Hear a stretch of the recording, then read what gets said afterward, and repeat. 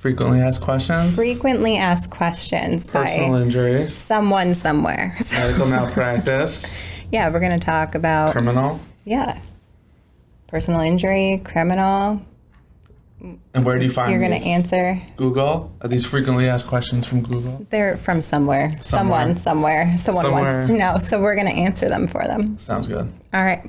So what is a personal injury? Let's just start there. So a personal injury is a physical or psychological injury that's caused by another person, typically by their negligence or intentional acts. Okay. And caused by another person can mean, let's go even simpler, like a car. You're driving a car. Yep. Right? Driving a car and someone runs a red light and they hit you and you're hurt, right? Okay. That's personal injury. That other person was negligent by running the red light, and then you have physical injuries as a result. Yeah. Another example would be like a dog. You own a dog and it bites someone. You own a dog and it bites somebody, right? Yeah. So dog bites are obviously a little different in New York, so they're not really about negligence. Those are what's called strict liability. So you can hold the dog owner responsible for the bite without showing any negligence, as long as they knew or should have known about prior dangerous propensities of the dog. Okay. So that's a little different. And in terms of intentional, a lot of these cases, personal injury lawsuits, right? Besides just personal injury can be intentional or negligence. Okay. But I think it's just important to note that most insurance policies are typically going to cover negligent acts and don't cover intentional acts. Okay. So some of the most... That's interesting. Why do you think that is? Well, I think that... Putting you on the spot. What's your personal opinion? Why do you think that is? Personal opinion as to why. I don't know. I guess, maybe it would lead to more fraud, I suppose, right? If I'm like, hey, hit me with your car. Right. Yeah, exactly. Think about a homeowner's policy, right? Yeah. Right. That makes sense because people set intentional fires, right? Right, exactly. For, I don't know, let's give an example of a restaurant that's not doing well. They set it on fire and they get the insurance money. Right, exactly. So they don't cover that because you intentionally set it on fire, right? But if it's an accident, that's what you're insuring for. Right. That's why you get insurance, is to cover accidents. Okay. You don't get insurance in case you decide that you want to burn your house down, right? Commit arson. Yes, exactly. All right. So what are the most common kinds of personal injury cases? So I would say car accidents and slip and falls are the most common. And again, these are things that insurance covers, right? So you're going after insurance policies, homeowners insurance, right? Apartment complexes have insurance policies. Obviously, we're all schools, right? We're all required to have auto policies, right? That's where a firm like us steps in. So let's say you fell in a pothole or something and it's covered. So does the city or town that happens in, it's a publicly owned area, Yes. They're covered under insurance? How does that There's work? insurance policies for that. Okay. So you put in what's called a notice of claim against the government agency, and then in New York, you only have a certain amount of days to do that, right? 90 days Okay. to file a notice of claim. And then they could have the right to have a hearing, what's called the 50H hearing. It's almost like a deposition, but they get to do it essentially pre-suit, because at that point you haven't filed a lawsuit yet. Okay. You file your notice of claim, the city has a right to do a hearing, and then after that you can either resolve the claim or file a lawsuit and proceed as a normal negligence action. But yes, you would sue whatever government agency would be responsible for filling in the pothole. Cool. So I would say cases like that are the most common, and they're typically the kind of cases that firms like ours would handle. Insurance covers them, they have policies for this stuff, and it often takes a lot to get them to pay. Yeah. Well, speaking of, this is going off, but Sure. frequently asked questions. Yes. But I think some people don't understand. Obviously, we live this every day, so we understand a little bit more of what's going on in the process. But a lot of people who go through something like this, and get hurt or injured somewhere, they don't understand what the policy maximum is. Right. And like why, like someone gets hurt and they think they're going to get millions of dollars, which isn't always the case. Yeah, I mean, there are limitations really for two reasons. So one is the type of injury that you have, and then two is how much the insurance covers, what the policy is. So for example, there are a lot of people who have $25,000 car policies, and that's it. And maybe you were hit by Bill Gates and he has, 5 cars and all these personal assets you can go over, but obviously that's highly, highly unlikely. And that person doesn't have any personal assets that you can go after. Right. And you have that $25,000 policy and that's it. So you might have a really bad injury.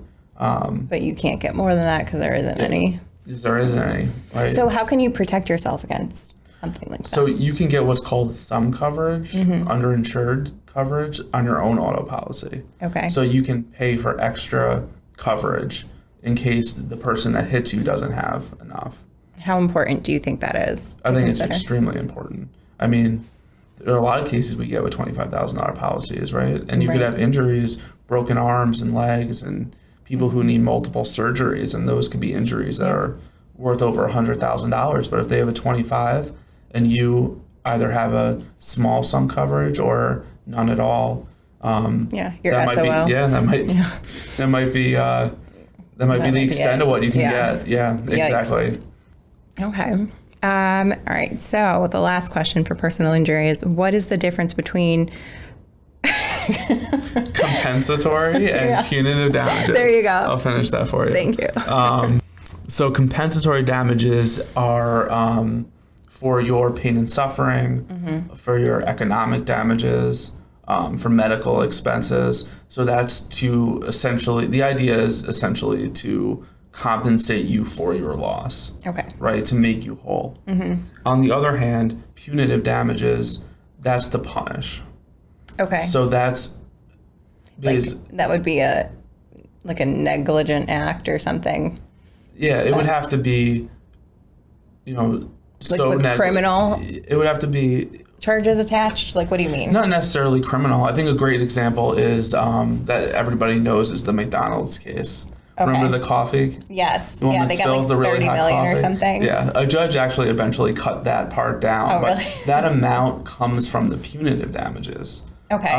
Because it's meant to deter the person from doing it again. And a lot of times these are done against companies. Okay. So like oil spills and stuff like that. Right.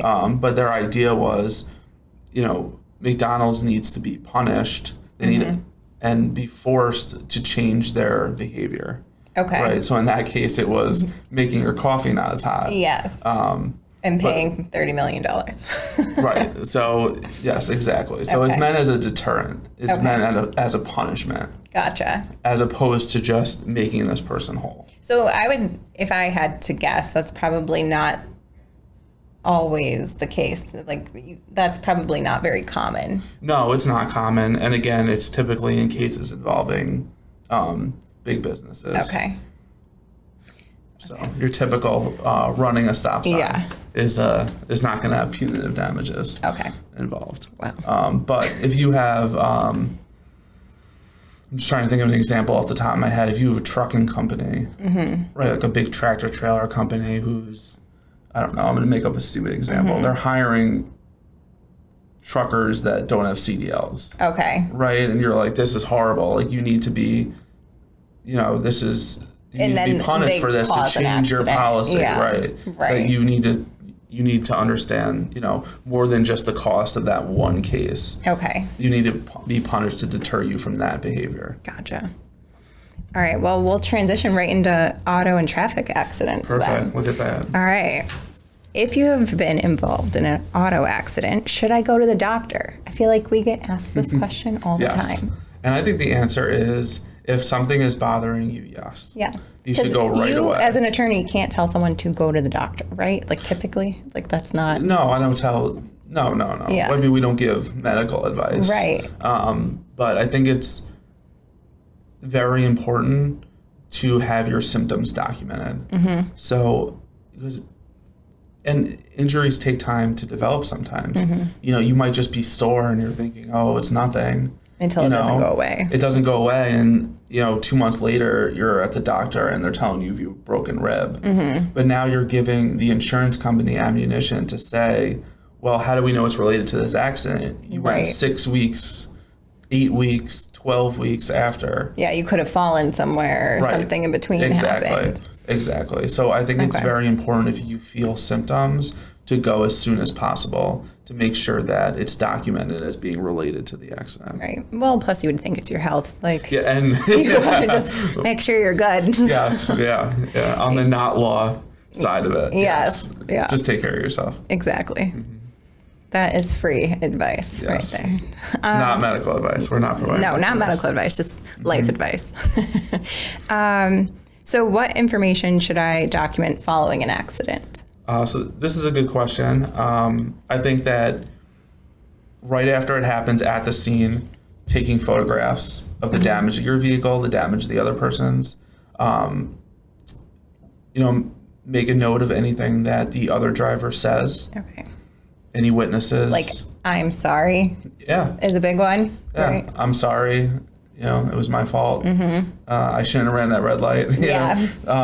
Something they say, make a note of it. Yeah. If another witness comes up and says, hey, I saw the whole thing, get that person's name and number, you know, as long as they're willing to give it to you. Right. So I think that's good stuff to do at the scene. Another thing is the accident exchange form. When you call the police and they respond, they have a form which has your information and the other driver's information and their insurance information. Okay. And this way you have access to their policy. And that's what so I don't know if you've never been in an accident, you don't get the police report necessarily the next day. Right, it takes time. So the exchange form is something that you need and you get immediately so that you can start communicating with an attorney or an insurance company or whatever. You start communicating with an attorney, insurance company. You have the actual record number for the police report, so then you can then obtain a copy of it, or your attorney can get a copy of it. So that's something else that's important to do at the scene. Okay. And then afterwards, obviously documenting medical appointments, any lost wages, any information you get from the insurance company along the way. Make sure you keep a record of that stuff. And photos, I don't know.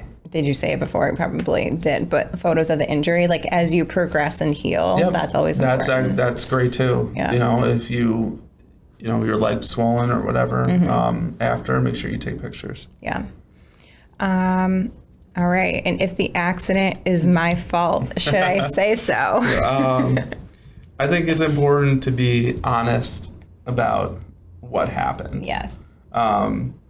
I feel like that's such a hard question because it's a very hard question. I think you don't want to incriminate yourself, but you also should do the right thing, right? Like that's absolutely. I think that's my opinion. You know, I think what I'll say is fault. You have to be careful with the word fault. Okay. Because that's a conclusion. Okay.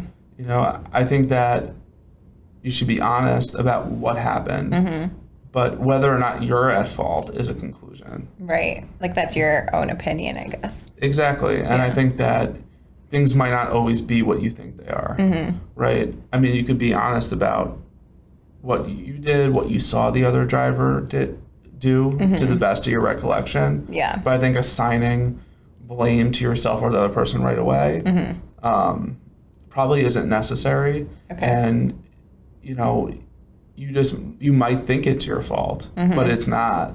Yeah. And I think that after the accident happens, going up to the other driver and saying, "Oh my God, it was my fault. I'm sorry." Yeah. Right. It probably just isn't. Hold that in. Probably isn't the best course because you're making a conclusion that might not necessarily be correct. Gotcha. You know, you should call the police and they can come and they'll do an investigation and they might write tickets and you're gonna. Afterwards, if you're hurt, you might call a lawyer, and after all that information comes out, you might realize, no, it really wasn't my fault. Yeah. So I just think that you have to be careful with that word. Okay.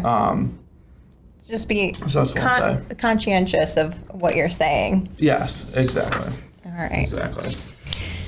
All right, medical malpractice, I feel like is such a generalized statement, and it can mean so many different things. So let's talk. Let's see. Can you file medical malpractice against someone besides a doctor?